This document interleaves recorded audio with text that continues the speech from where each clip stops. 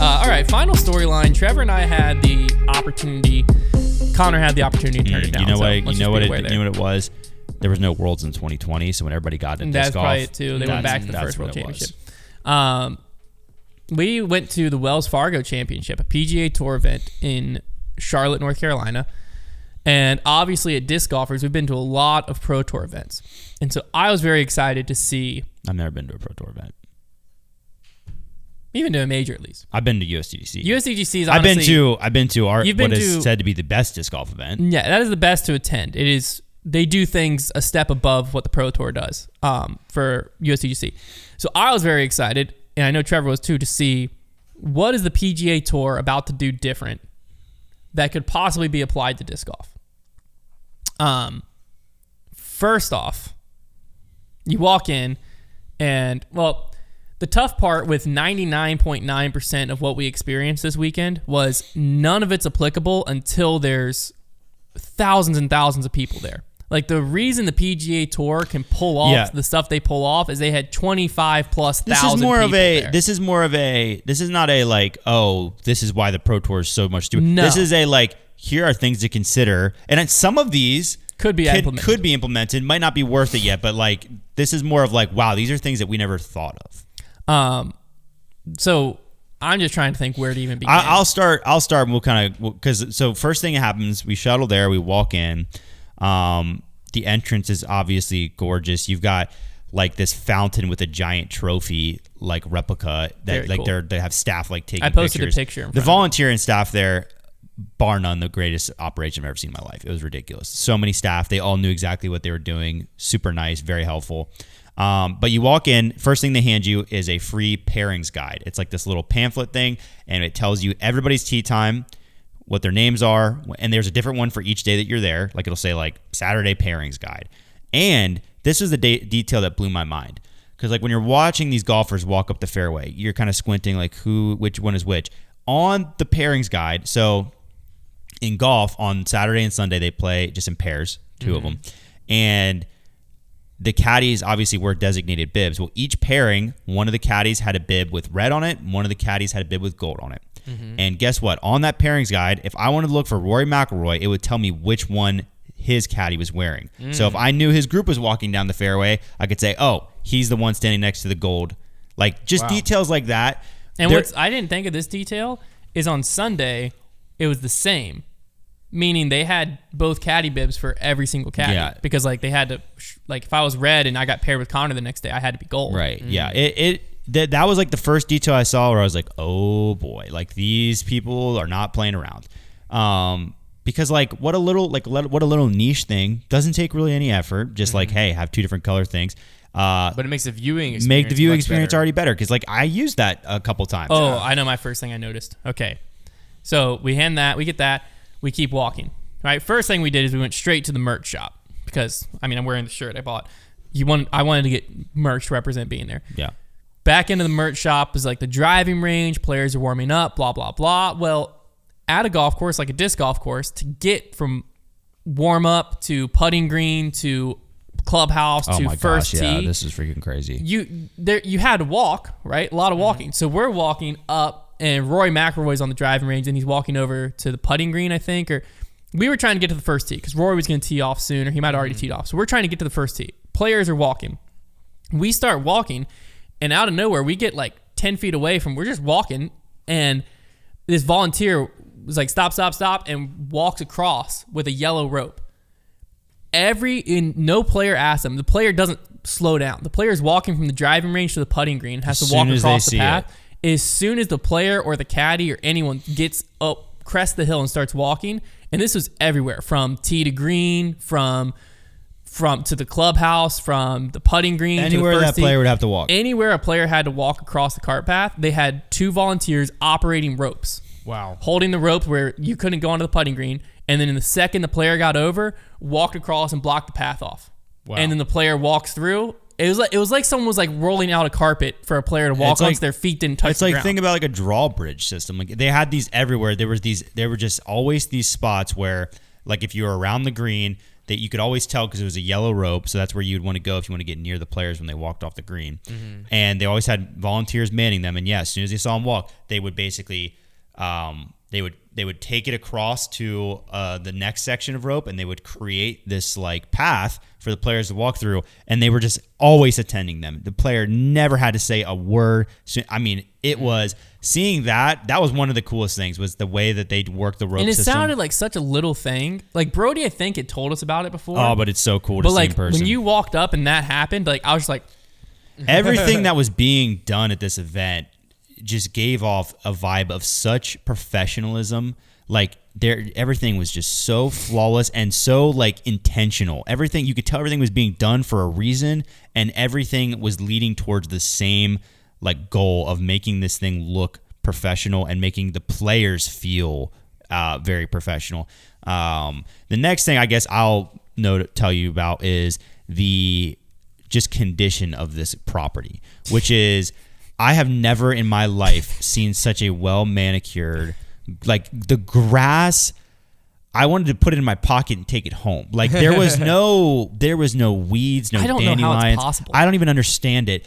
The fairways were so pristine and cut so perfectly, and like you could see the line. Like there was a perfect straight edge. This doesn't matter in relation to disc golf, but it mattered in my heart. There was a perfect straight edge between the two types of grass. Like when you got from fairway to like the green, there was just like the fairway was like darker green, and the grass they used for the greens was a lighter green. How do they do that? There was a perfect, because they're different plants kinds don't of work grass. that way. Yeah, they're different kinds of grass. And like the pine straw underneath trees that was perfectly circular. Like there wasn't pine straw going into the grass. And people are trampling it all day, every day. Yeah. Didn't matter. Dang, dude. I don't know. And well, it's crazy. They had mowers out the second the day ended on Saturday. They're already getting their mowers out to like get the paths. Because again, this part doesn't matter in relation to a Pro Tour event. Well, it mattered because it made you feel important being like you felt exclusive. It will matter. It's a future thing. It's a future thing. But right now, this has nothing to do with it. But there wasn't a dandelion. There wasn't a single weed. There wasn't a thing of poison. It was grass, or it was pine straw, or it was asphalt for the part, and that was it. And they were all perfectly separated. It doesn't work that way. Like I told Trevor, I was like, do you think like I would get shot if I brought a dandelion and went into this grass right here? Like what would happen? Because I was telling Hunter, he was like, how does it not spread? And I was like, well, Hunter, I don't think there's any here to spread. Like if there's like, it can't start from anywhere. Yeah. So another thing I will talk about, because we could go on and on about the grass. And like ultimately, like that's just a thing. The like, grass sounds so boring, but like you stepped on it, and it just felt so ShotLink. Squishy too. ShotLink technology is probably the next thing I'll talk about. So obviously, right now we have UDisc Live, and UDisc Live works. It's a volunteer system. Now I will say, volunteers carried out a lot of things that happened at this tournament. I would argue almost most of it, and so that like volunteers can get things done. I'm imagining their training process was extensive.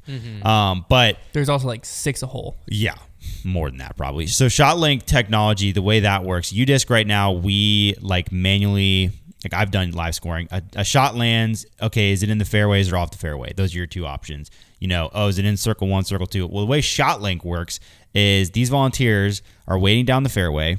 They see a drive land. They shoot it with a laser, so they're getting exact location, and that's what they're inputting. But then the real magic is when a ball lands on the green or near the green, they have these tall, like little like security camera looking towers, these high def cameras that are seeing the ball on the green and inputting the exact location into ShotLink, so that when you're on your phone and looking to see, like it'd be like if you were in UDisc Live and all of a sudden it said Brody Smith lands on green, has 29 feet 6 inches for birdie. Like you're getting down to the inch precision.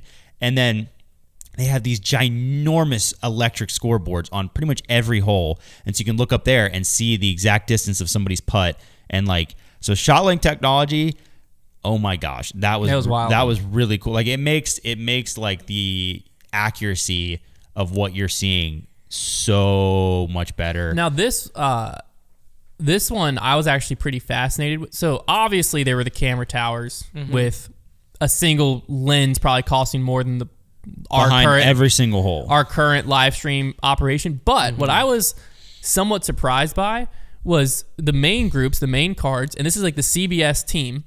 they were carrying cameras and like the biggest tripods I've ever seen. These dudes, I mean, the poor guys, but they were carrying them on every hole, like to where the ball landed. Like that was how they were covering. So like disc golf wasn't too far off on that. They part. were getting golf carted to They were getting golf carted the to spot and then running. But across.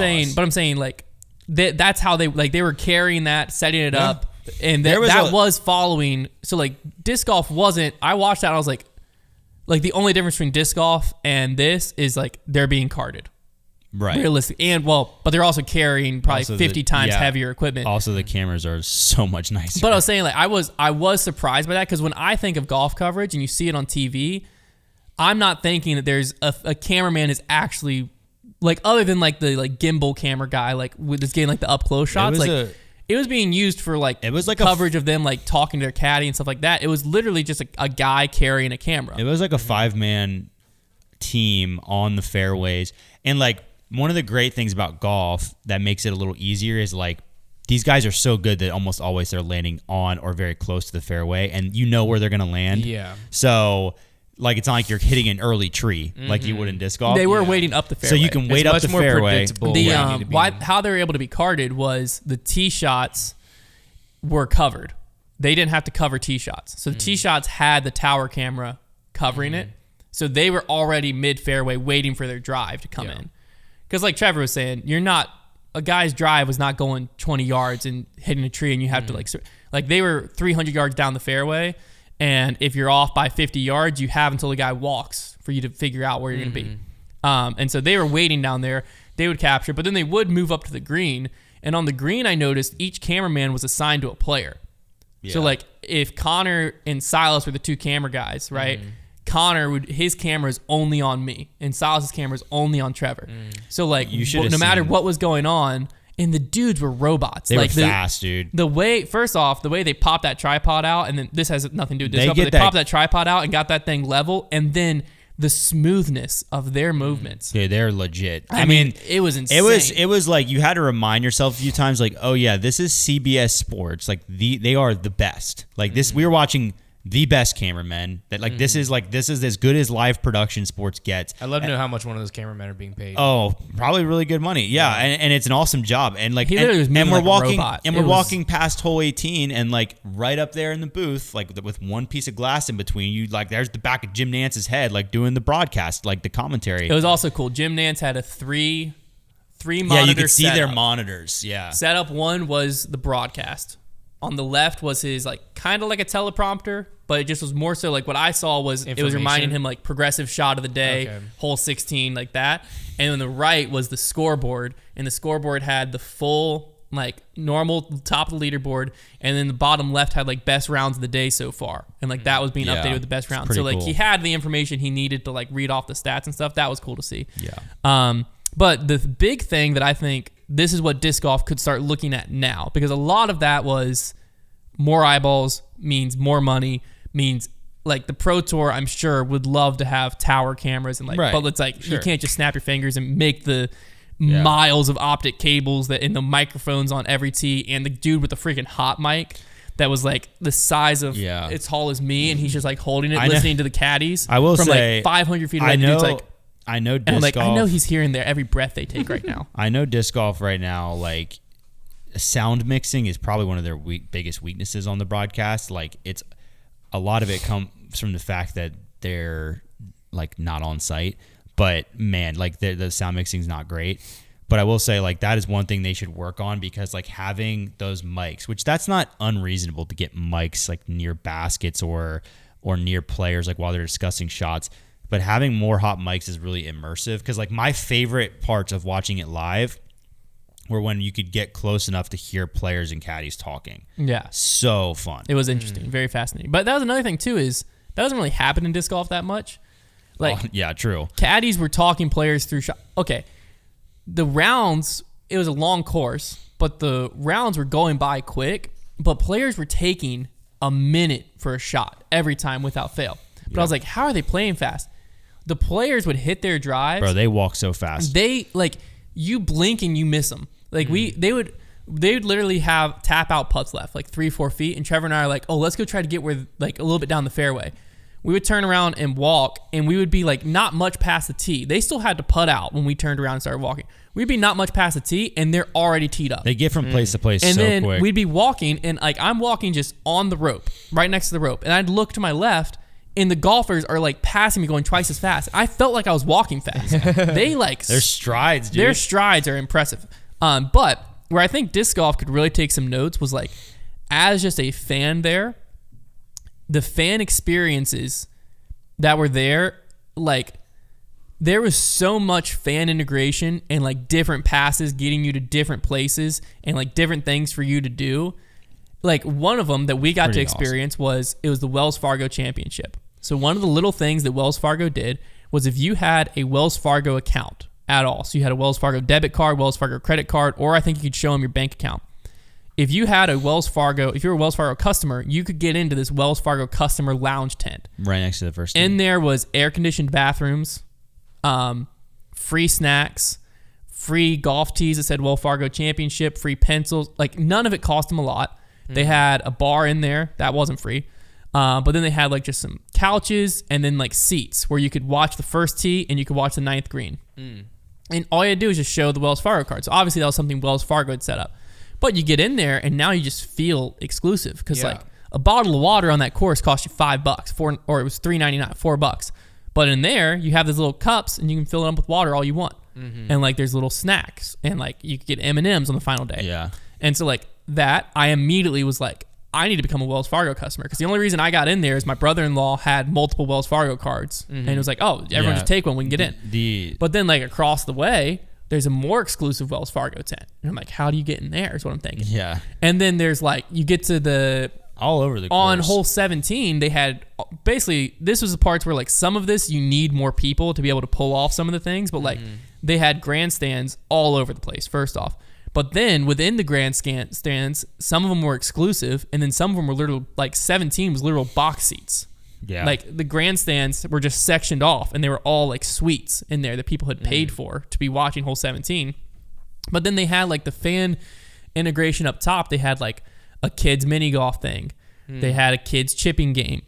They had like short game fan zone thing, which is basically like skee ball. Bro, and talk about the amenities too. Like they had a room stocked with diapers and wipes and stuff like that was like completely closed off that a mom could go into and change it. Like it was, they had that kind of thing going on too. Also the bathrooms, because obviously you're out in the open. Yeah, 25,000 people. I was going to mention. You have 25,000 people here. Got to take care of bathrooms, and this is something that disc golf is slowly starting to run into. Right, like you go to these tournaments, they got to have porta potties. This was the attention to detail on all of this put together was fascinating to me. Obviously, when you're out of the golf course, the color of the golf course is green grass, green everything, right?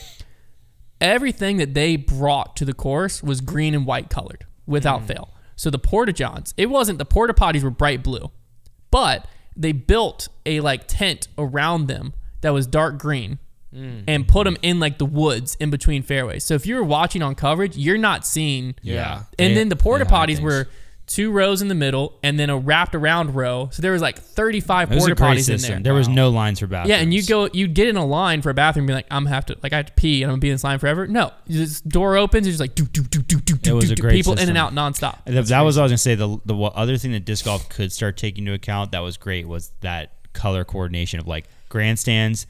Like they wrap, everything is wrapped. Even like certain buildings that like were used to be a different color, like they are making it all cohesive and blend in so that nothing looks out of place. Gosh, because even like the advertising integration on the front of the grandstands are wrapped in green, and it just had like a Wells Fargo, FedEx, whatever logo just in white on the grandstand. That was the only advertising, unless you were off the course. Then the tents had like, you know, like there was this coffee shop that was there, like Knowledge Perk, I think. Is that a coffee shop from Charlotte? It's like, sure. But they had like, that was a cool thing, is they had like a small business center, and it was all like small businesses from Charlotte got to be in there and vend there. So there was a lot of cool stuff. But it's like the whole course had an HOA. Like everything had to prescribe to a certain look. And like right now, if you advertise the Pro Tour and you buy an elevated basket, you get to just submit your design. You could make it a giant, like it could look like giant flames were popping out of it if you wanted. And like that just makes things like it. That thing makes things look messy, or it can. And I think it's cool that the PGA Tour clearly has like some restraints on the advertising. And also, though, when you have a presenting sponsor as big as Wells Fargo, I mean, like as far as what I noticed sponsorship wise, like Wells Fargo was pretty much everywhere. And then you had the small businesses in their little tent, but then other advertising, you had that healthcare company that had Atrium. They had like some stands out that had like Free sunscreen in sunscreen. it. That was clutch. Like free sunscreen. Yeah, really nice touch. And other than them, But it was every sponsor of the event, you could tell it was like up to them to come up with their integration. Yeah. And it was very important to them. So like Right. Atrium Health, they had first aid stations everywhere, first off.